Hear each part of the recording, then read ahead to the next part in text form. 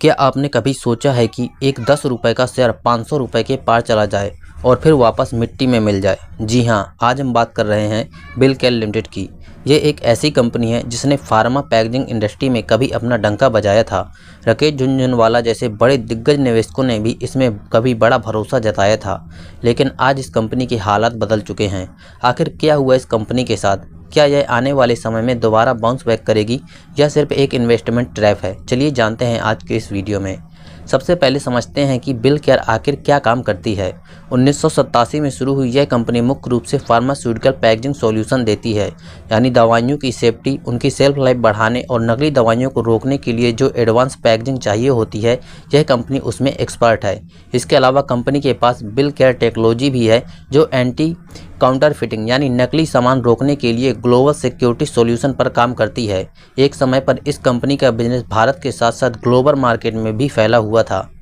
तो फिर इतनी बेहतरीन टेक्नोलॉजी और बिजनेस होने के बाद भी स्टॉक क्रैश क्यों हुआ? इसके पीछे 3 सबसे बड़े कारण हैं।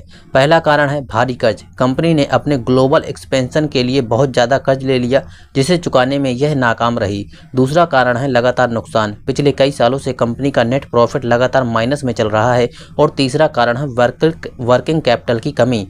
कंपनी के पास रोजमर्रा के बिजनेस को चलाने के लिए कैश की भारी किल्लत हो गई, जिससे ऑपरेशन पर बुरा असर पड़ा। इसी वजह से यह स्टॉक अपने ऑल टाइम हाई से करीब 95% तक टूट गया और एक पेनी स्टॉक बनकर रह गया।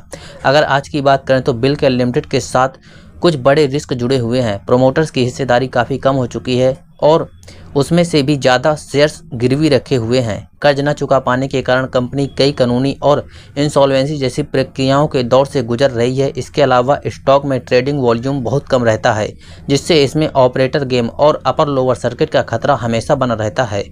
तो दोस्तों, बिलकेयर लिमिटेड का बिजनेस मॉडल भले ही अच्छा था, लेकिन खराब फाइनेंशियल मैनेजमेंट और भारी कर्ज ने कंपनी को इस हाल में पहुंचा दिया है कि रिटेल निवेशकों के लिए ऐसे स्टॉक में पैसा लगाना बहुत ज़्यादा रिस्की हो जाता है, क्योंकि यहां आपका पूरा कैपिटल डूबने का खतरा रहता है। अगर आप इसमें निवेश करने के लिए सोच रहे हैं तो अपने फाइनेंशियल एडवाइजर से सलाह जरूर लें।